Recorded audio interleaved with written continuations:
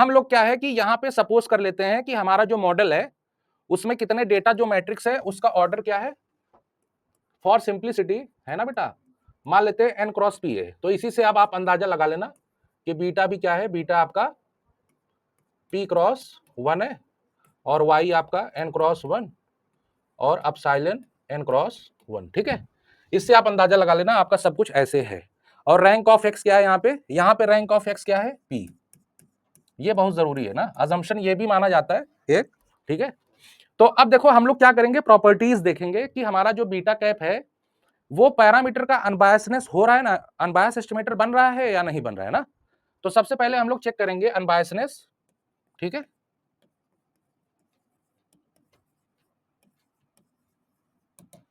तो इसके लिए क्या करते हैं हम लोग, एक्सपेक्टेशन लेते हैं ना, expected value of beta cap, expected value of x dash x, ठीक है, inverse x dash this one.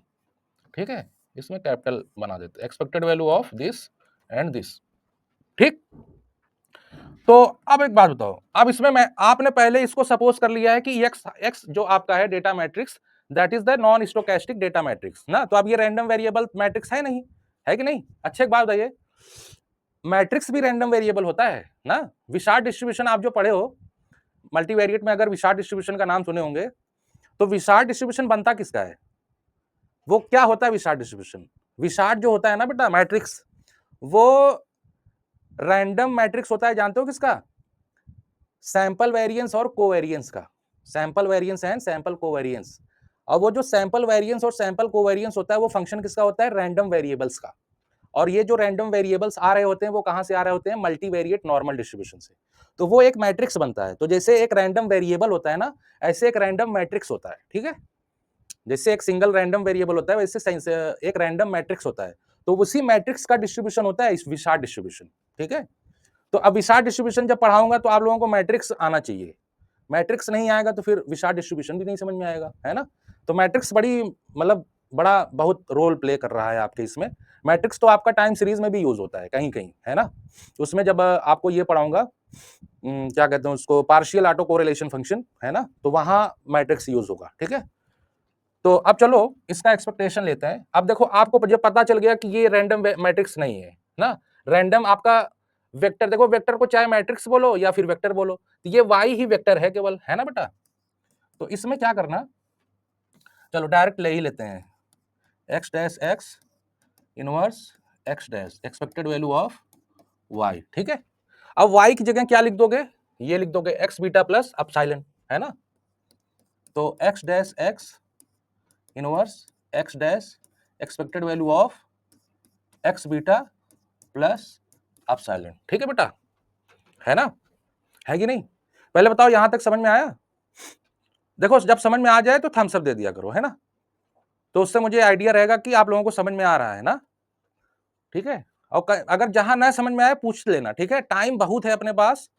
ठीक है, सिलेबस बहुत समय से खत्म कर देंगे हम। ठीक है कि नहीं। ठीक है, कभी कभी 3-3 घंटा पढ़ा देंगे तो आप लोग पढ़ोगे ना, है है ना। कभी कभी एक एक बजे रात तक पढ़ा देंगे। ठीक है, जब मेरा मतलब मुझे लगेगा कि अब मजा आ रहा है तो 1 आध घंटा ज्यादा पढ़ा देंगे। ठीक है, अब देखो एक्सपेक्टेड वैल्यू ऑफ, अच्छा ये तो आपका बाहर आ गया था, इनवर्स एक्स डैश। ठीक है, तो expected value of x beta plus epsilon यही आया, है ना बेटा। तो चलो यहां पे लिख लो बीटा कैप। तो अब देखो, अब ये क्या हो जाएगा, ये पूरी क्वांटिटी क्या है बेटा, कांस्टेंट है ना। तो ये आपका हो जाएगा X beta plus expected value of epsilon. ठीक है, अच्छा एक बात बताओ, ये पूरा एक्स बीटा आपका कांस्टेंट है या नहीं, इसका इसका तो एक्सपेक्टेशन होगा नहीं, क्योंकि अभी मैंने बताया कि एक्स आपका क्या है, नॉन नॉन स्टोकेस्टिक मैट्रिक्स, तो ये रैंडम मैट्रिक्स तो है नहीं, तो उसका एक्सपेक्टेशन होगा नहीं, है ना, कांस्टेंट हो जाएगा। और बीटा तो पहले ही से कांस्टेंट है, तो वो पूरा एक्सपेक्टेशन से एकदम, एक्सपेक्टेशन का कोई फर्क नहीं पड़ेगा। ठीक है, फर्क पड़ेगा अपसाइलन पे, चूंकि ये रैंडम वेक्टर है ना। तो इसका पहले तो इसकी वैल्यू 0 कर देते हैं, है। ठीक है, 0 कर दें, उसके बाद मल्टीप्लाई कराएं। तो x dash x inverse x dash x और ये हो जाएगा बीटा। ठीक है, ये आपका 0 हो गया।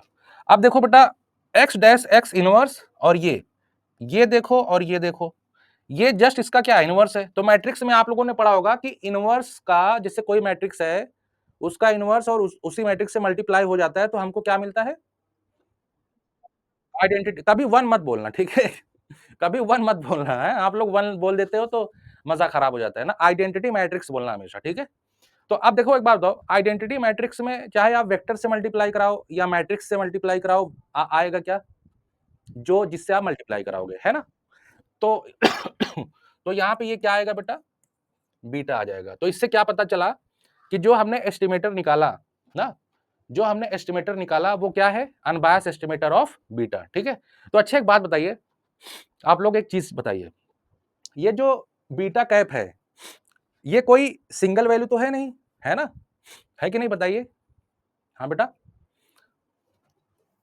ये जानते हो बीटा कैप क्या है, मैं लिख देता हूं, beta 1 cap, beta 2 cap dot dot dot beta P cap, ठीक है।